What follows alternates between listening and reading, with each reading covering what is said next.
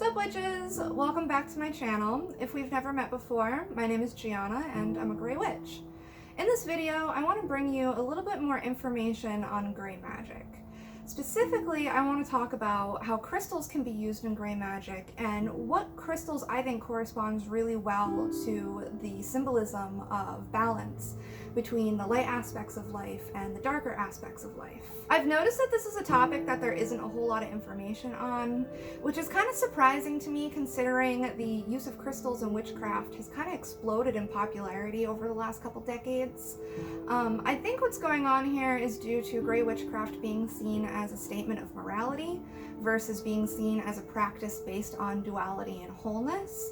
But this just makes me even more excited to share more about my practice. Like I said earlier, crystals are really widely used in witchcraft, so I hope this video can help show you how you can incorporate the Grey philosophy in a practical and familiar way. To start off, I think it's important to note that all crystals are already gray. Obviously not in color, but by nature. All crystals have the ability and the capability to magically help, as well as harm. All crystals can hold positive energy or negative energy, and that's why it's so important to cleanse and purify your crystals before you start working with them. I do think that crystals have been wrongly assigned this New Age stigma of being about all love and light. And this really paints a false narrative of crystals only having healing or beneficial capabilities. And this isn't true. This is just not true. A quartz piece can amplify a curse just as well as it's going to amplify a blessing. It's a fact that most research as far as crystal magic goes is very much so geared towards the healing or beneficial aspects of crystals. And to be honest, I think ignoring the other side of the crystalline coin is a gross injustice. So basing my judgments off the law of duality, which really is a cornerstone philosophy in my practice as a Grey Witch, it would stand to reason that a crystal like amethyst, which can help clear confusion, can also help cause confusion. Another example I'm thinking of is the stone pyrite. It's very connected to prosperity, and that sounds like an overwhelmingly positive thing, but like most things in life, like all things in life, nothing is all black or white. So prosperity can actually cause its own toxicity, selfishness, greed. Intention and quality of energy is really everything when it comes to magic. Helping and harming are literally done by the same processes, but with different energies. I invite you guys to start contemplating the dualistic qualities of all your favorite crystals, and let me know what you find in the comments. I'm really excited to hear about your meditations on the subject. I just want to make one more point before moving on in this conversation in an attempt to sort of squash some of the toxic positivity that's attached to crystal magic. So, say we look at crystals through an animistic lens. And this means crystals are alive, they're conscious, and we can talk to them. So if we look at crystals through this lens, it still doesn't make a whole lot of sense to me that crystals only radiate positivity, love, and light in their most natural and pure form. I mean, how can we look at the raw destructive power of nature, hurricanes, volcanic eruptions, tornadoes, and think for a second that the children of nature, literal crystals that come from the earth, aren't going to inherit some of that raw destructive power? That's insane to me. To deny the destruction and chaos of nature is to deny half of the sacred divine, and that's honestly how I feel about it. Now that I've gone over how all crystals actually already fit into the Grey philosophy, I want to talk a little bit about which crystals I feel specifically connect to the concepts of spiritual duality on a grand scale. These crystals are teachers who are going to help you understand how the light aspects and dark aspects of reality dance together and complete each other. Indigo Gabbro is the first crystal I'm going to show you.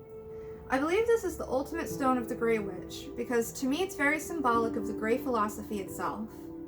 I have Indigo Gabbro on my working altar to represent the Grey nature of magic as a whole, and also to represent sitting in a place of balance between all the complexities within the grand system that we are all living and operating within. Indigo Gabbro teaches us balance on a cosmic scale. It also enhances psychic ability and helps us become more in tune with spiritual energies. I believe this is because it represents a meeting place between our world and the spirit world. This is a big reason I enjoy working magic with the aid of Indigo Gabbro.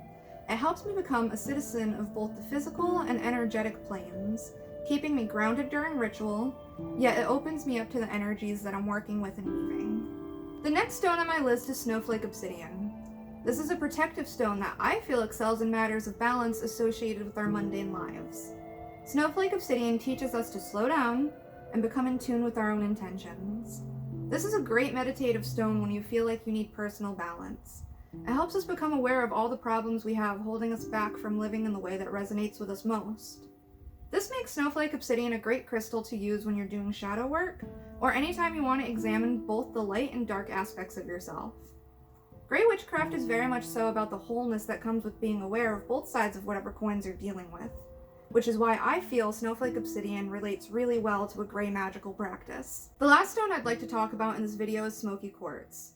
This stone is extremely grounding, and because of this trait, Smoky Quartz brings balance between ourselves and the physical realm. The realignment that Smoky Quartz brings allows us to tap into the energy of the earth and actually commune with the planet as an entity.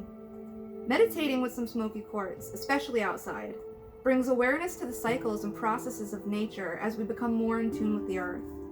With this awareness, we can start to appreciate the balance between it all.